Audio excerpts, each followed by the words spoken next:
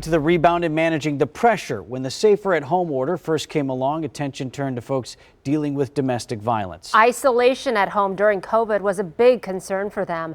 Now, about a year into the pandemic, Kristen Byrne updates us on how survivors are doing. Have things gotten any better? I would say things have not gotten better. They've been consistently hard throughout the pandemic. Sojourner Family Peace Center CEO Carmen Petrie says domestic violence remains a crisis. She says even before COVID, some stayed in an abusive home for financial reasons, but the pandemic has inflamed that feeling of being trapped. And so now the future is still even more uncertain. And so leaving, I think, is less of an option. Data from 2020 shows Sojourner served 21% more clients in its emergency shelter compared to 2019 and served 8% more individuals from referrals from police districts in Milwaukee. Also in 2020, there were 50 domestic violence-related homicides. That's up 64% from 2019. Petrie wants anyone who doesn't feel safe at home to know leaving is still possible during COVID. Continue to reach out to trusted friends and neighbors. Natalie Hayden, a domestic violence survivor, can attest to the help that's out there.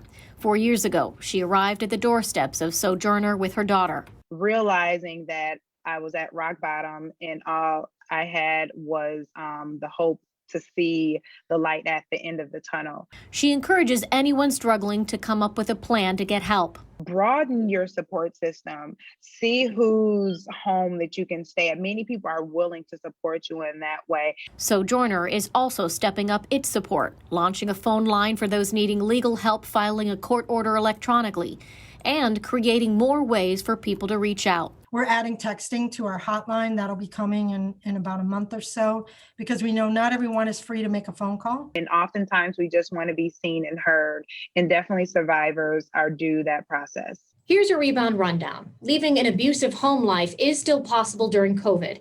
If you need help filing a protection order or creating a safety plan, call Sojourner's 24-hour hotline at 414-933-2722. For the Rebound Milwaukee, I'm Kristen Byrne.